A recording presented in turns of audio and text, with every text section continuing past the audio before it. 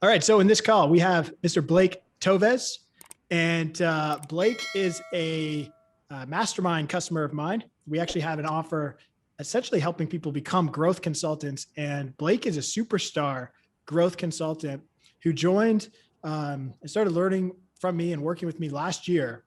And he has an incredible story. He's been able to scale a business, a single client, from $20,000 to what was it, 20, 30K a month to $1 million a month as a growth consultant. And he's an independent growth consultant. So he pairs up with businesses. This is exactly what I do.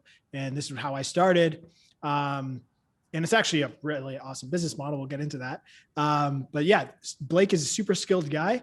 And today we're going to be going back and forth and talking strategy and listening to Blake's story. So Blake, thank you for joining me today. It's great to have you.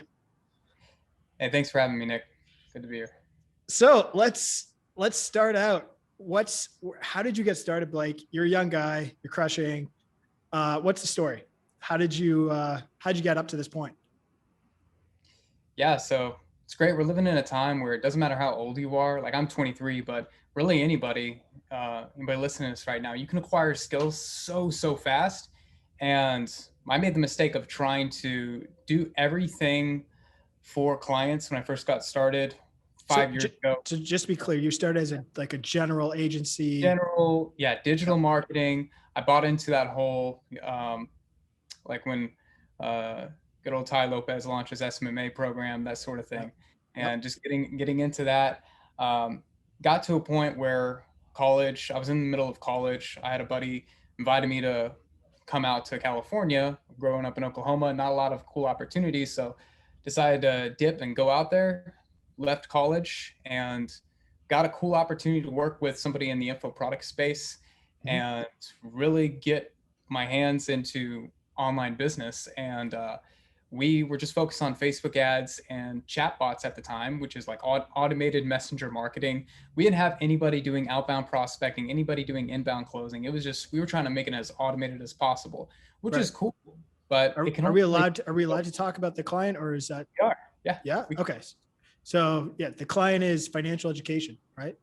Oh no, this was a different client, Day Trade. Okay. This was back in 2018. I'm going way back.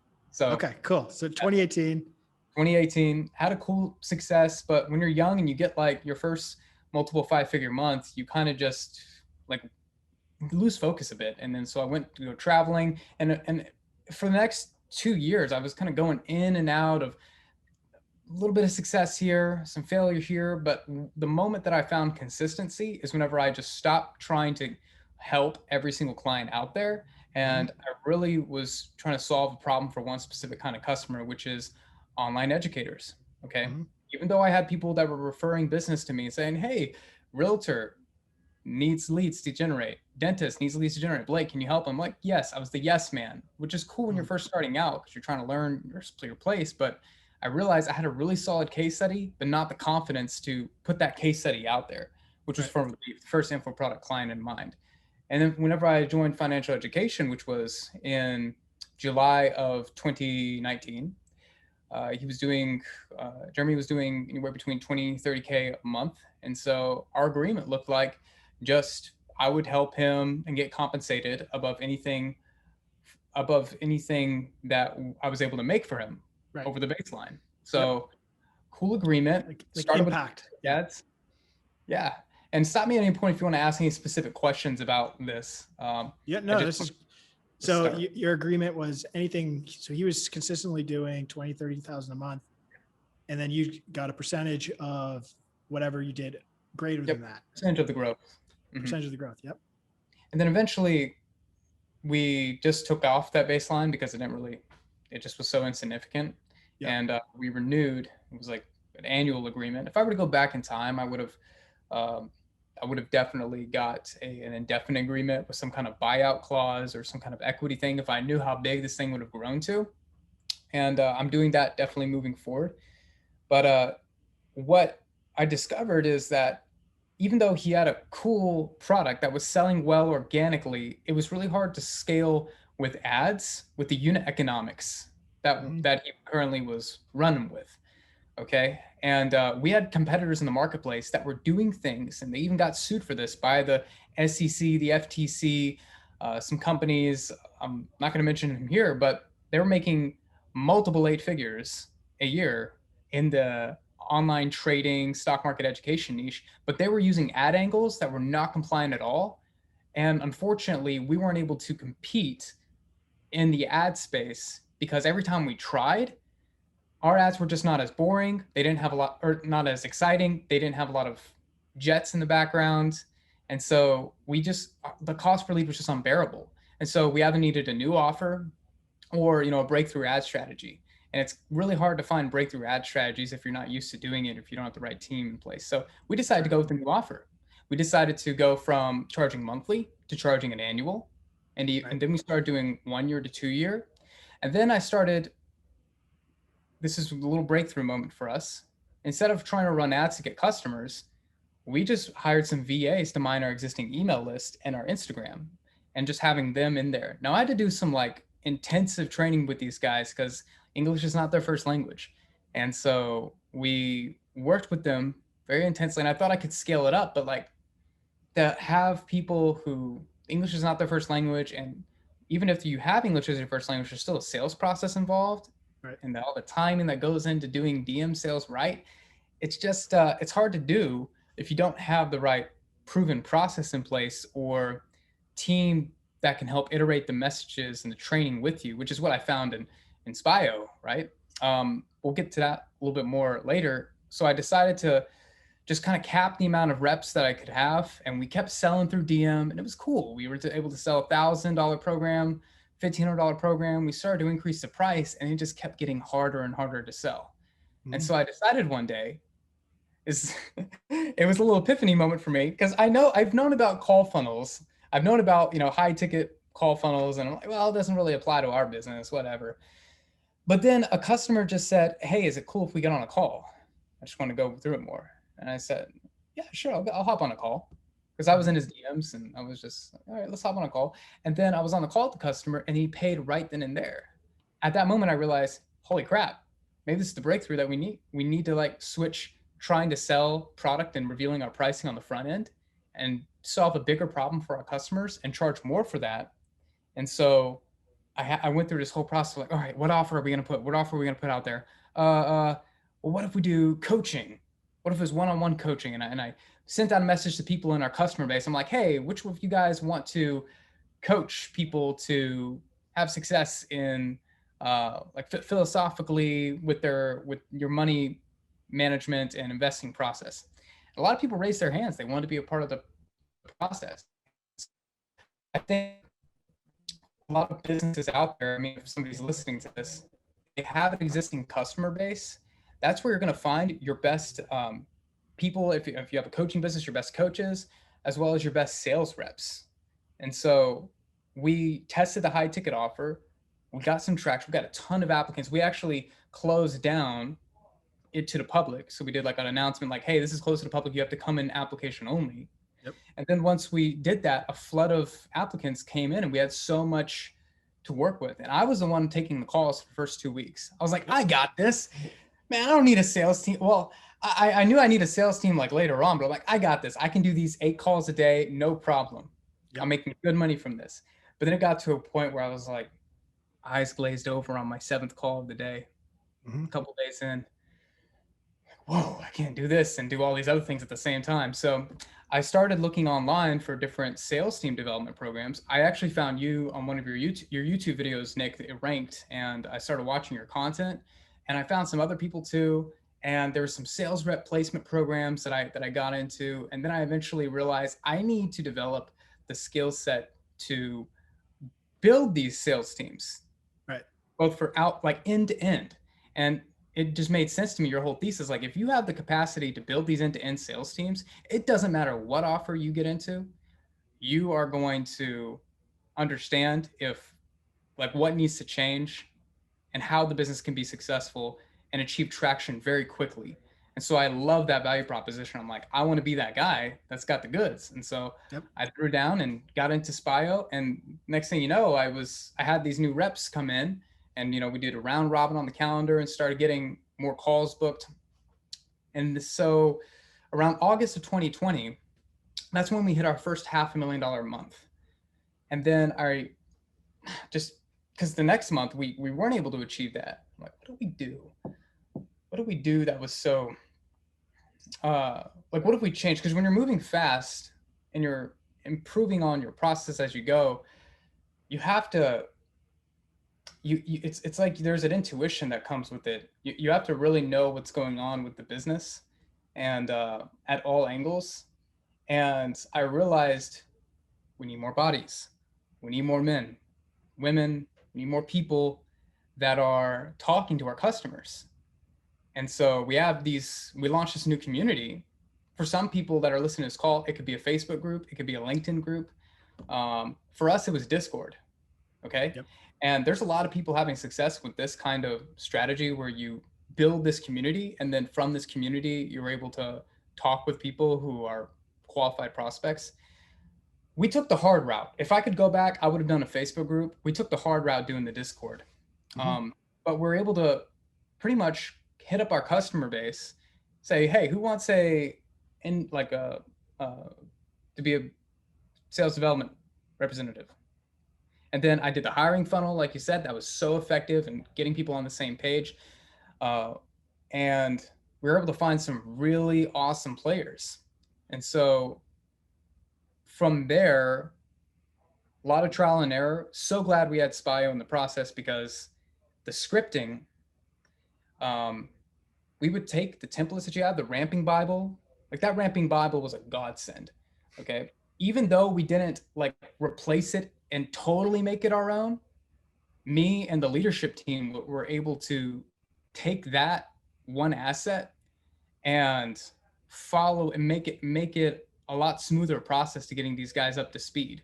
Right. And bringing an element of realness to it. Because I feel like a lot of people that jump into a sales position, it doesn't really become real until after a couple things happen. Like you have to have some intensive trainings, or you have to have had made some sales, or you have to be exposed to a very well-defined process and know that it's possible for other people to succeed with this. And it's not just like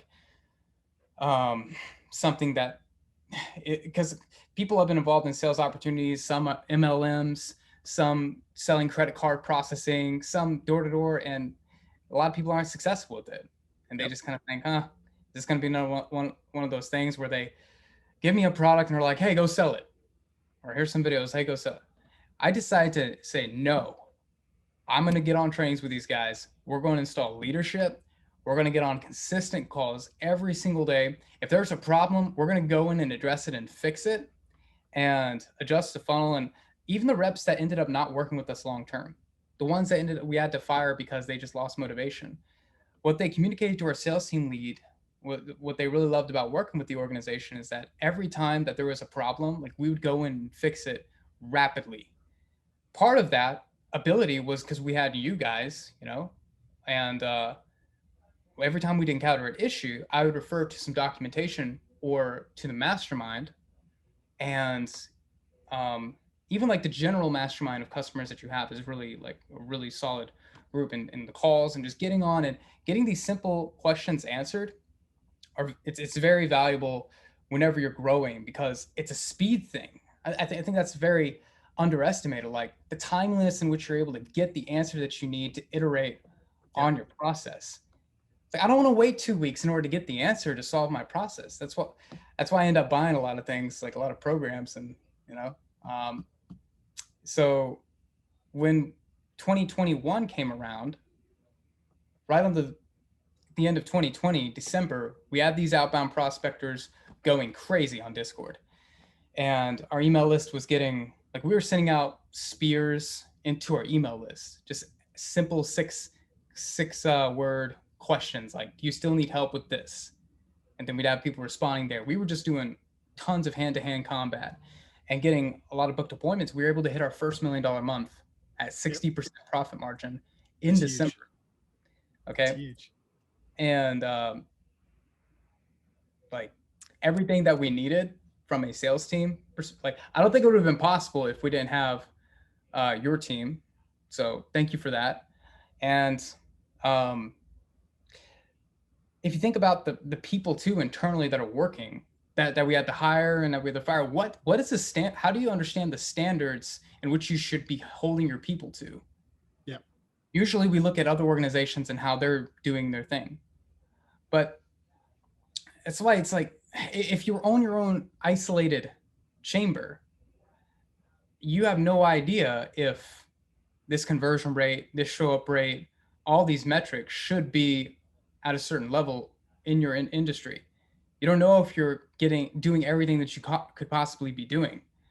And that's, when working with a company like yours and just iterating on the process, you're able to not be in the dark for as long as you might have been otherwise. So we did all this without running paid traffic. Like if you look at our ads history, it was $40,000 in spend for 2020, I think.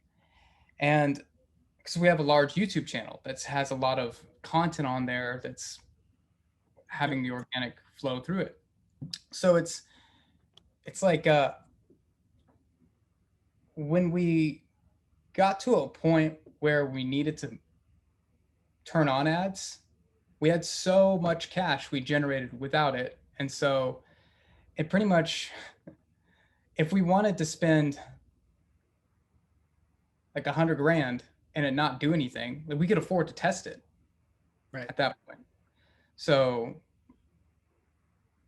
it's just outbound prospect is such an efficient model. There are obviously limits, and we found our best inbound closers come from the people that would just go crazy at the outbound prospecting. It isn't always the case; it just depends on the product. But our best closers, and even now, one of our team leads was our best outbound prospector because he saw the opportunity and he was sold on it. But what's interesting is he was also one of our coaching clients too. He's one of the people who bought the first one of our first. Yeah, there's the mechanism at play, right? Like sometimes the best salespeople are the ones who they purchase a lower ticket program. That's why we do the charging, because we related those two things. It's like if they invest, then they're likely going to be really they're taking it seriously. Yeah. But I think a lot of business owners, they have like a hurdle they have to get over. Well, I mean, we tried that. We ended up pissing our customers off whenever I don't think we communicated in the right way. But basically, we did the hiring webinar, and I told people, hey, there's a fee to work with us. I think if we positioned the sales training a bit better, we would have got less pushback. I think you're going to get pushback regardless. Just because you still had the fee mechanism, but it was just in a different sort of way. If you know what I mean, like that was the thing I learned early on. It's from some of these other guys. I was in masterminds, and there was a pattern. The best salespeople were customers. So my thing was high ticket, right? For SaaS companies. So we're not going to get somebody who's going to be a closer paying, that consulting fee. So how do we manufacture that mechanism? How do we do that? And for us, it was, we needed to introduce a lower ticket fee for the training. So we need to make the training as badass. Mm-hmm. Yeah. So it sounds like you have sort of arrived there just in a different way. Whereas like a lower ticket, some of the closers were lower ticket customers, mm-hmm. and they were positioned properly to be closers from that indoctrination phase, right? And they watched hours and hours of content from the brand too.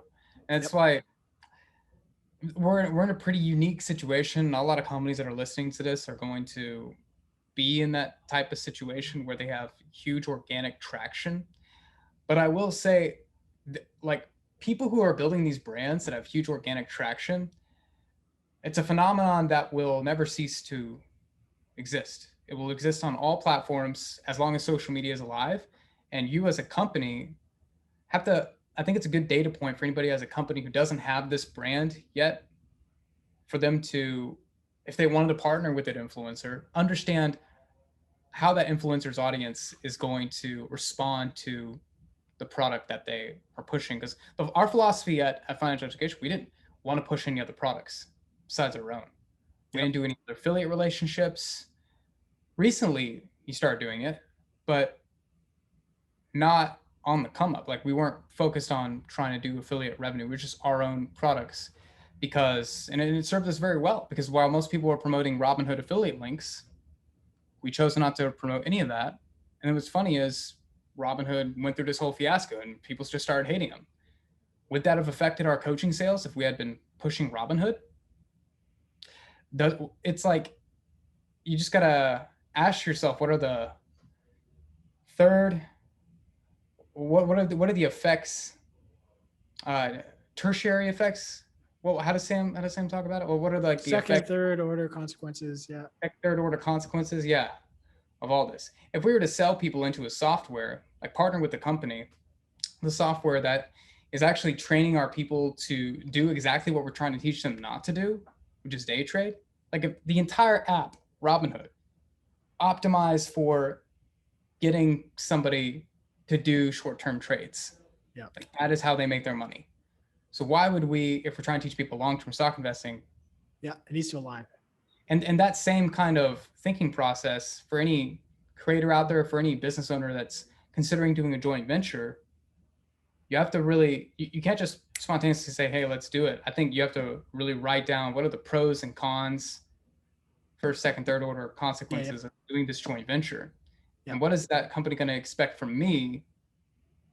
What am I going to expect of that company? And are those expectations like aligned? So we haven't go big with JVs, just so you know. It's all just been organic, but got it. So you came in as this external growth consultant. This is, I guess, let's just talk about this role, because this is kind of like a new thing that is a thing. I did this. My first customers were SaaS companies, right? So I would go in to a SaaS company that just raised money and kind of just be like the Rain Man, where I would set up the sales team, set up the ads, set up the funnel. We didn't have a massive audience, so I needed to do it from scratch and just kind of like doing knife fights, like what you were doing early on, right? And that's like an excellent mechanism for a person starting, especially someone who's like an agency who has sales or marketing experience, like going into with one customer, going full out and just growing the thing with them. That's really what a growth consultant is. You don't need a ton of customers to do this and to be successful. You just need the right type of customer. So maybe let's talk about your like journey to, or at least just some of your thoughts on doing this, applying this model as a growth consultant, high impact growth consultant. Yeah. So you're going to enter teams where the one thing that's coming to mind most recently is just, you will, if you're a growth consultant, get into companies where there are incumbent either contractors or employees that could set you up in a bad way to not succeed, either by just being slow or not understanding how your incentives are aligned to it. So you can basically come in, and because you deliver a ton of value and like you're going to be developing this huge revenue stream, you're going to come in and there's going to be people that are paid on a retainer or on a salary, and they may be resentful of you because you've only been there for a short period of time. They've been there for years. Man, this topic lights me up, by the way. Like I'm getting excited. Just like, this is so true. Yeah. Go ahead. People don't talk about it. People don't talk about it. And it's a trade-off of working to build somebody else's business instead of trying to do your own thing. Okay. You can partake in the upside without much of the risk by joining in somebody else's thing, and they spend the money on the marketing and they spend the money on the recruiting, but like you have to appropriately outline what they're going to be paying for and make sure that any new technology, even if you're paying, regardless if you're paying for, even if it's free, okay, anything that's new that you're implementing, you have to get buy-in from the entire team, from the owners, unless they like explicitly said, you have access to this. And even then, if they give you explicit permission, I would still ask and be annoying about it and learn. This is where like situational awareness of people and how their incentives are aligned in the organization come into play. Because Yeah. when you think about a growth consultant, you're coming in there. Part of what you're supposed to be doing, if you're on the sales team development side, is figuring out what's the best comp structure for this offer. That a lot of times your clients ask you, what should I be pricing my stuff at? And what should be paying the sales reps? I would argue that the incentive model goes beyond just the sales reps and even down to the operations people or on to other people involved in the organization. There has to be aligned incentives across the board for people to really be obsessed with it. I was listening to a guy and he was talking about shadow equity is something that he'd be implementing in his organization. And it's basically you give employees equity, and it's just, you know, some people have options and contingent on getting a certain performance. Yeah, it's just there's not many tax implications to the shadow equity stuff. Yeah. And which is attractive, and it's definitely cool, especially if you're an owner trying to get out of your business and get people to take more ownership of it. But like from a growth consultant, I'm realizing that there are like if I go into a company and somebody is providing a ton of value and they're only getting incentivized by like a salary retainer, I really want to have an honest conversation with the business owner and ask them, hey, do you think this person, considering they are bringing all this value, like what would it cost to replace them? Yep. And that's sometimes a tough conversation to have. Like I've been in that situation before, and I've worked with a client in the past where there were like other relationships at play that I didn't fully understand. So it's like, why as coming in as a growth consultant and you're charged with growing the crap out of the business. And like in both of our cases, I was comped with revenue share or like profit share. And I had the option to be either equity or profit share. In hindsight, I should have done equity because my two early customers, like they actually went on to do freaking awesome. Probably would have made way more money doing equity. So for my next deals, I'm going to do a profit and some equity. But coming into the organization, you're charged with growing at whatever cost. And if you see a weak link, you want to get them out of there. Yep. And sometimes they could be screwing up big time and really slowing down the process.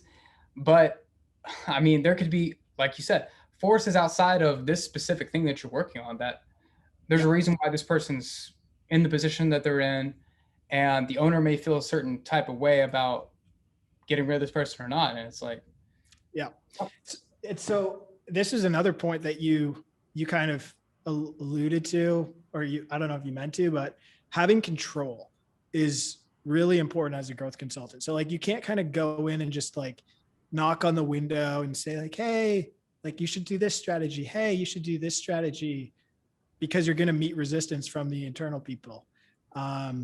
Really, you have to go in and like, you need full control of the whole thing. That I was lucky enough to have early clients basically just be like, hey, Nick, here you go. You seem like a smart guy. Here's money. And just let me know what you're doing. And that was like really, really important to get the results. I had clients where they were already too big and there's too much bureaucracy and stuff like that, and I couldn't do what I needed to do. But the best clients, they just gave control, and that allowed it to grow. Like that's where the magic actually happened. Is that a similar thing for you? Like it sounds like you have a lot of control, and a lot of trust from your customer. Yes, and that it's required, and it makes me steer clear of like even other opportunities that may. It's kind of weird. I like the ground floor opportunities, but at the same time, I don't. If they have to be at a certain stage, like not a newly placed egg, but an egg that's about to hatch. Yeah. So that's so important. If they're already like a full grown chicken, then there's not much to yield from that. And there's too much bureaucracy. And it's like, do I charge a consulting fee to ask for something like a profit share equity, like how much is the company doing? Do they have any active lawsuits? Is like, what are the liability? There's all these new factors engaged in that process. And also like hardcore leans on the board of directors or the founding team, what's going on there. Some companies, it's just one guy. Yep. It's simple. Some there's 3 people involved. Some there's 2, and then there's like a person who came in with a boatload of money, who is the advisor, investor, and they want things done a certain way. They want to hit certain KPIs, and it's like, all right, well, Yep. And then navigate. Yeah, go ahead. I was gonna say, am I here to help grow the company or to play politics? Yeah. And I'm not here to play politics. If you want to increase enterprise value, I got some skill sets that can increase enterprise value. If you want to increase revenue, I got the skill sets for that. And I don't want to kid myself by pretending that I'm a operations person, because like I evolved technically, like if you go back and look at my LinkedIn history, I evolved into the financial education into like a COO position, but I decided to drop that role and just simply be an advisor and just stay as, generating new growth ideas. Yep. Have somebody else take that. That's high impact. Yeah. That's actually a really good point. So how you kind of fell into the operations, but then you realized like your skill set lent, or it was best suited for growing. So for anyone listening, this is my interpretation of what's kind of the best way to set up. There's a few points that we wanted to cover, so early stage, but I want to cover this point. In every really good business, there's like a fulfillment back end. There's an operations person, or there's at least an operations arm. And then there's like the growth guy or girl. So as a growth guy or girl doesn't like doing the operations and really doesn't like the fulfillment side. And the operations person hates doing like sales and marketing. They don't feel that comfortable there. And the fulfillment people, like, they don't like doing the other operations or sales and marketing. So it's like, it sounds like if we were to pass some knowledge on to some growth consultants, you want to find a team where the operations are solid and the fulfillment's really solid and the customers are happy with whatever results are happening. That kind of comes into that chicken that's not, or that egg that kind of hatched, but not really a chicken yet. And then you want to step in as like the machine gun where you can just, go off and you have a back end and you have a structure that works.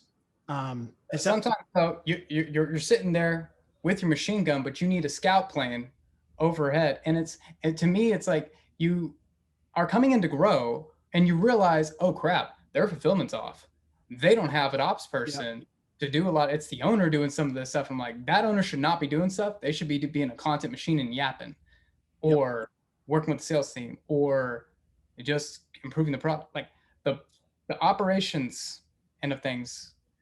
Sometimes I'm in a position right now where there's this company I'm looking to work with. They got a great product, but the owner's doing some of the operations. I'm like, dude, you could get somebody at $4 or $5K a month to do this for you. Mm-hmm. And I happen to know some people. It's not just the person though. You need also the process. And I found some interesting companies out there that this kind of a way to growth hack it. If you're in the coaching space, there's companies that consult for making a better coaching process. Or you can just invest in a mastermind of a program like Spio and see how that's laid out and do something similar to that, except in a different industry. Just becoming aware of like these models and how they're run and the SOPs behind it. Yes. So actually that's a good point that you're bringing up. So the underlying concept here is that in order to grow, you're sometimes bound by operational inefficiencies. Yes. And so in order to grow, you kind of have to do some unblocking.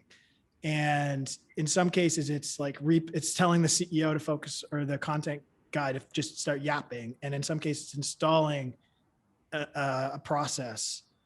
It's not just like heads down sales and marketing. Like this brings me back to my original case studies when I was doing this. I started doing sales and marketing, but we were bound by the fulfillment and the customer success process. So I needed to hire a customer success person, ramp them up on a whole process, like invent the process, ramp them up, and do it as fast as I possibly could, such that I could continue with the growing of the business. In another case, it was, in order to grow the business, the whole product needed to change, similar to what you did. Like, you invented a new product or offer to grow. And yeah, It had its own operational challenges. Like, if you talk to our guy, Trevor, who's great, man, if you find yourself a really good ops person, just hang on to them for dear life. Even though you can obviously find great ops people everywhere. It's just there's some people that they really do care about your company a ton, and they're gonna put in long hours working for you. And that's why I'm a big proponent now for, if I hire an ops person, even though they're on a base, like, I want to have some kind of like bonus structure and incentive for them to come up with new ideas. I want them to think about that while they're walking their dog, or they're like in the shower, a shower thought come to them. They're not going to think about that if they're in the 9-to-5 grind. I want them to feel like they're a part of the process. So equity or profit share to these people, big one. But I also want to make sure they're set up for success and invest in programs and even consultants to some degree that can come in and impart wisdom about what's worked at a company that is maybe a couple years ahead of us, and basically give it to our ops person, right, and work with them to make sure that they get that. And that's key to unblocking it, in my opinion.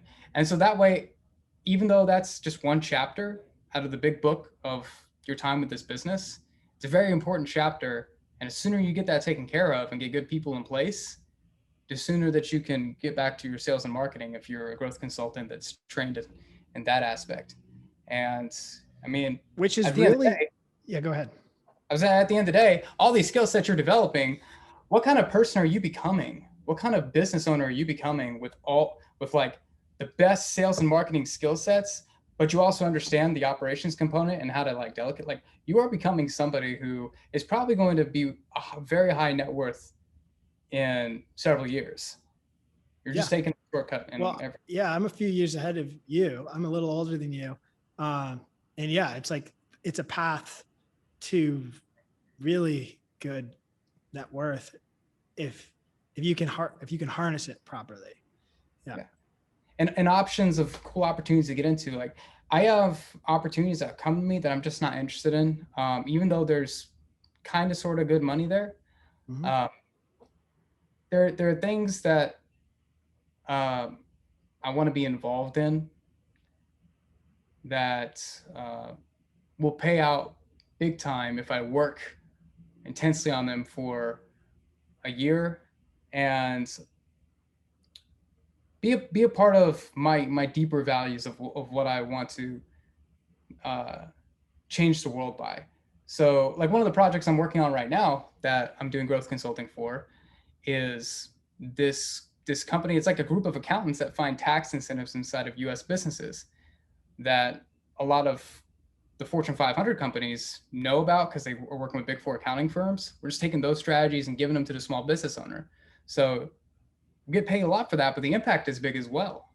Yep. It's not like we're just selling widgets or software to help with the specific process. Like, we're going deep and really finding money for people. So things like that, things like people who are doing new types of like retreats and therapy centers, that'd be a cool industry to get into, like on the high ticket side. Yeah. If somebody were asking me, like, what would be your ideal dream client? It would be something in that niche that like high ticket, high margin. Yeah. Yeah. That's where you want to be as a growth consultant. Like, you want to, but you can't always start out there. You got to build up your case studies. You have to build up your skill set. And then eventually you pair with like something that's freaking awesome. And there's certain industries that are better than others. There's certain types of mechanisms that are better than others that yield higher margins than others. So yeah, I agree with you. It's high impact. High impact also relates to high value. It's like solving a painful problem and creating value also relates to like getting paid more. So One, sounds one like, last thing I'll yeah, say on that is like on the paid more aspect, if you're a growth consultant, sometimes you're going to take on a company and the client has no intention, no future thinking of exiting this company or going like whether it's like an IPO or getting bought out or like they have no intention of that. They just see it purely as a cash cow. Just know what you're getting into. Just understand that that is like the opportunity, and you're going to be you're going to be a part of this thing that is from the business owner cash cow, unless you can convince them otherwise. And then there's a different like operating style than somebody who's trying to build massive enterprise value and then exit in 2 or 3 years yep, at a certain value. Like, what is their number that they're going to definitely take if somebody were to offer it to them? yep. So just being aware of that as well, because oftentimes we're like, yeah, we can definitely get you to 4x, ROAS, and we can generate you $500,000 like easily with your email list, and you're run through all these marketing metrics and oh, we can scale up to 10 sales reps. And as long as we maintain 25% conversion rate, we'll do this. Like those are cool numbers, but also think of what's the EBITDA multiple that companies like this are being sold at? How Mhm. long does it take to, are companies like this even capable of being sold? Right, Are there investment groups out here that are buying these types of companies? And if there are, what are they? right. Because maybe I can bring value to this company in that way by making a unique connection, by having a conversation early on, and who knows, have another card in my hand whenever it's time to, you know, show them. That's when you can provide real value. If you get in with the right mechanism, I think yeah, you're right on the money. And the biggest gains will come from, at least in my experience, Mhm. when the founder or CEO is trying to sell, like they're trying to grow the crap out of it and then do an eventual like acquisition. They're trying to get acquired, or they're trying to sell or go public or something like that. Those are the biggest opportunities for guys like us. Um, the cash cow is great for sure. But you're also, if you're going to do a cash cow, set it up as fast as possible. Just get the systems together as fast as possible and let it run.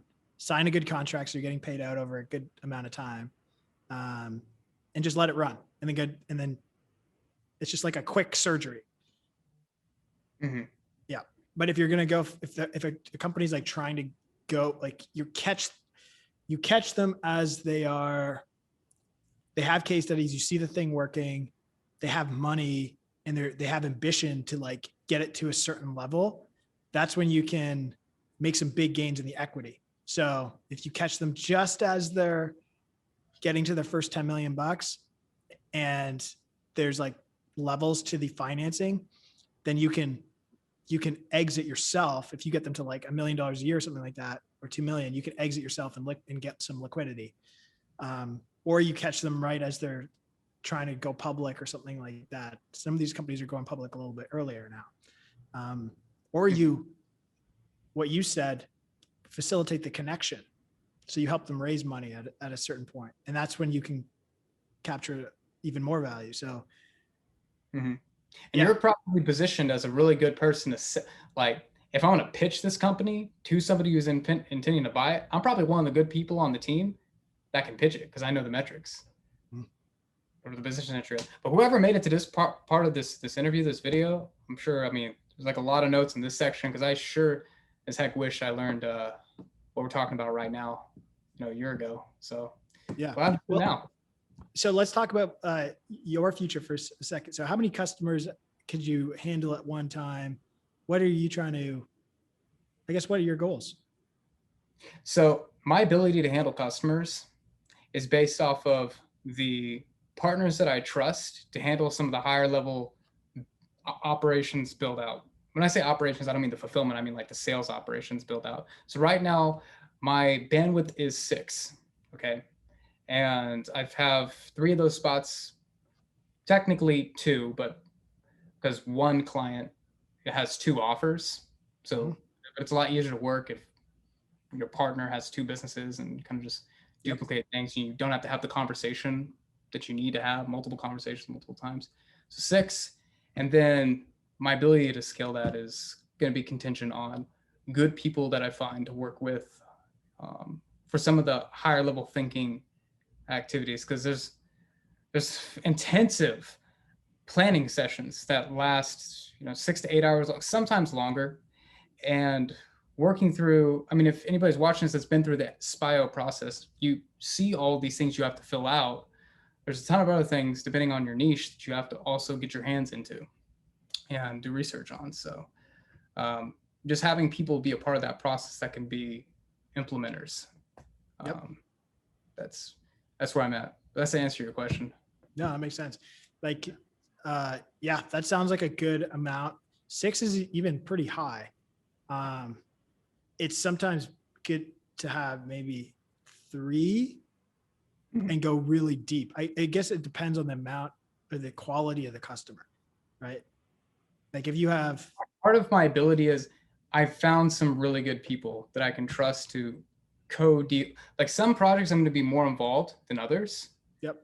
I don't want it to be like a scaled where I have 30, 40 different clients and I have like 5 account managers, and it's that I want to have right-hand man, maybe like 2 right-hand men that I can talk to on a frequent basis. We can do triages, and we're just running and gunning. Mm-hmm. And the model that you're running with is fee plus percentage of growth? Just percentage right now. Just percentage. And the guys that I have a fellow who's actually sales rep for my other offer. He is going to be taking a percentage of the deal that we work on together with this other growth consulting opportunity. So that's how I have it split up to make sure my guys are incentivized. But there's no upfront fee. It's really just because there are things usually that the client needs to invest in that are not my services, that they're gonna that's going to be a requirement for working with each other, like a minimum amount of ad spend, retaining if they need it, somebody who specializes in paid traffic on a specific channel that works best for them. If they need a funnel built out or a VSL done, obviously we can help them with that. But there's some aspects I don't want to get too deep in that I know need somebody who's laser focused on it, that they're probably going to need to retain between 4 to 6K a month. Yep, so. They need a person in house. That's actually another point that we didn't cover was what does the growth consultant really do? And you kind of alluded to it. You mentioned a video sales letter or plan. That's in my opinion, is the key to becoming an effective growth consultant is the copywriting ability. So it sounds like it's different than just hiring a copywriter for your company to build out copy assets.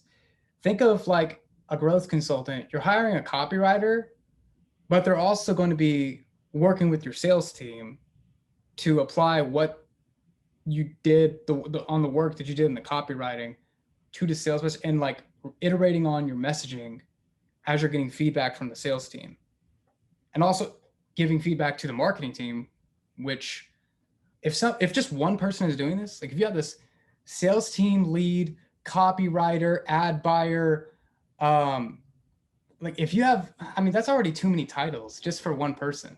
Like you really need a mastermind that is working with a group of people who are all responsible for certain things within the company. Unless you have no intention to go past 6 figures a month. Yeah. Just go ahead. Do it yourself. Yeah. That's like something that came up on probably my 3rd client. It kind of clicked for me and it clicked for them. They were like, wait, so really everything is the sales letter? I was like, yeah. So it was helping them develop the sales argument or the sales letter.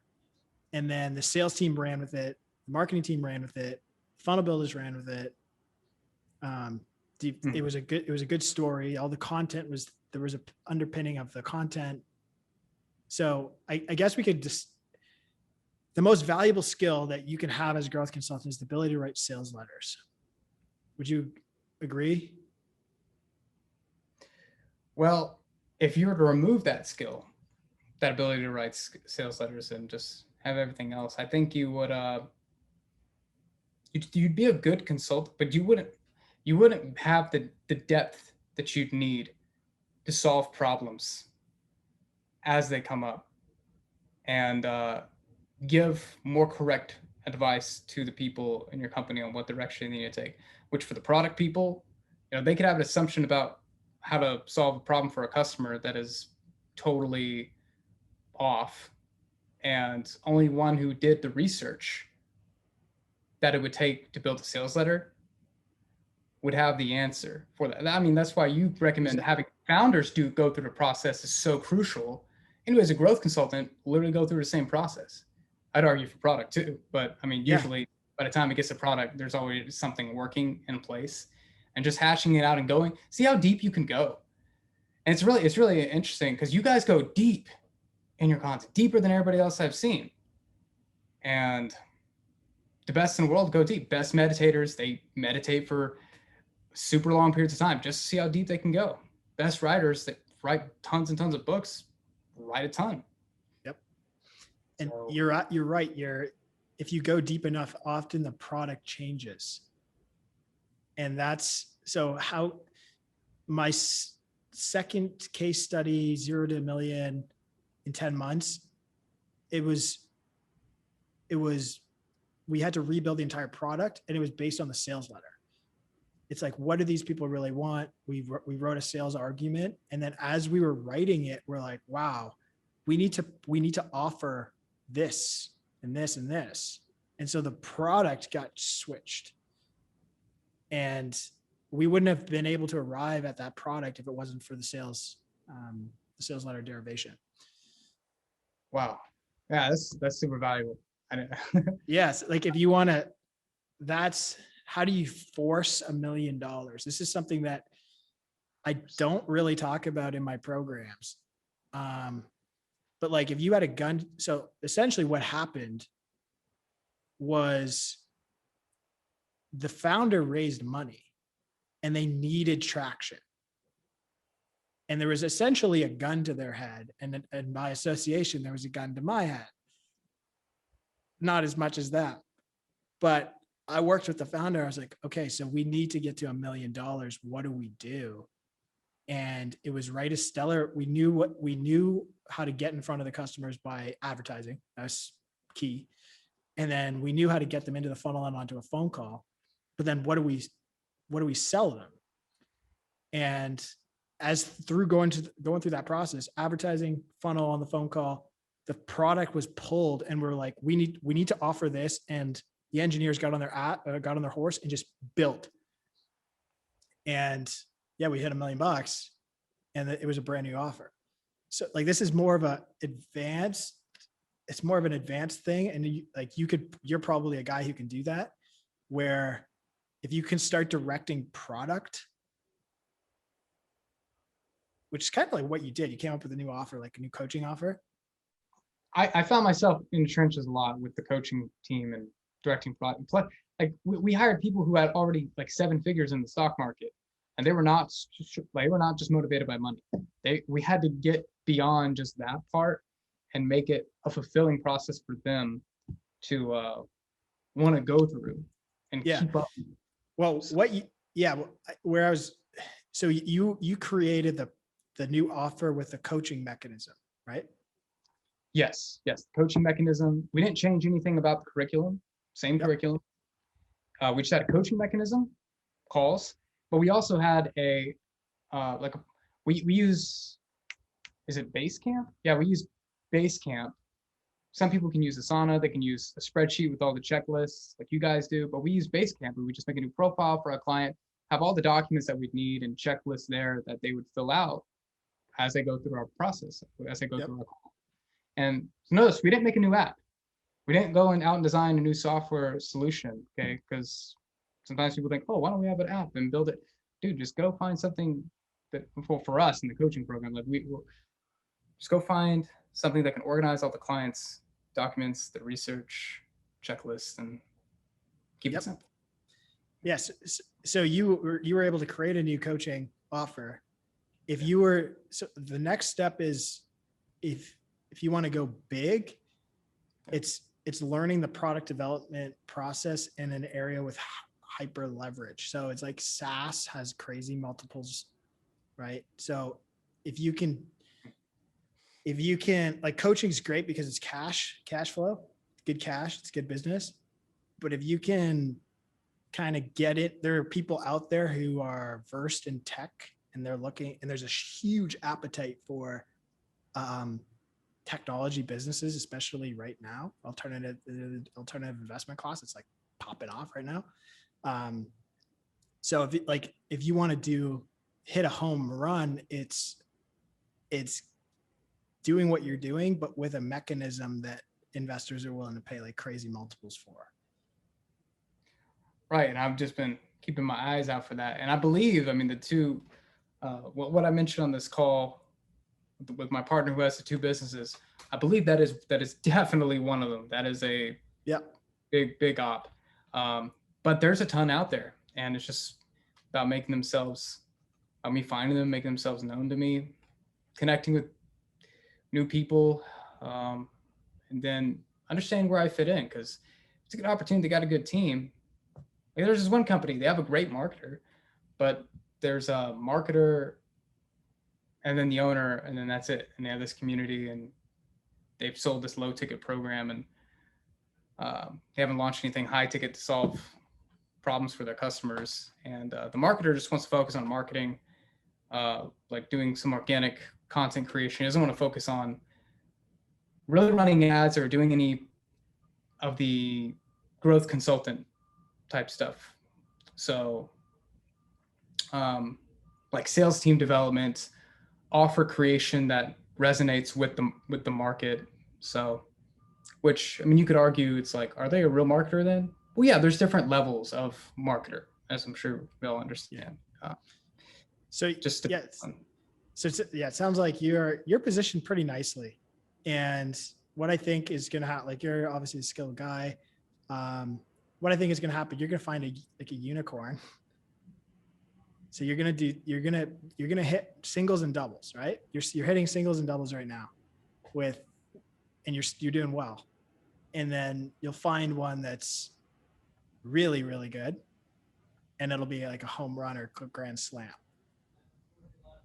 Yeah, that's what I'm preparing for. And I know that version of me where, with the dream client, financially just all set, it's already out there. It already exists. And I'm probably going to need to find that a unicorn is going to come into my life, and I just have to be prepared for it and not let it pass by.